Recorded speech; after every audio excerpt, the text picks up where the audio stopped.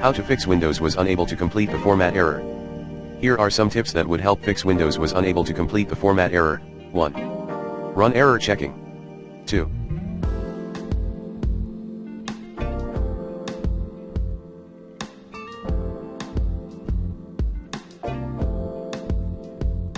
Launch the format option under disk management.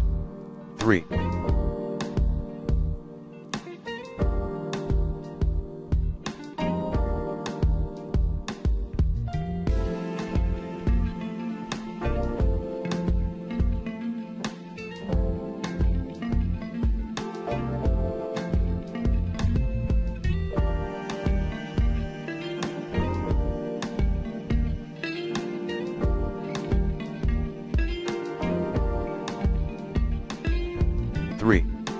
Run these commands as admin to clear the disk's write protection, list disk select, the affected drive, attributes disk clear read only.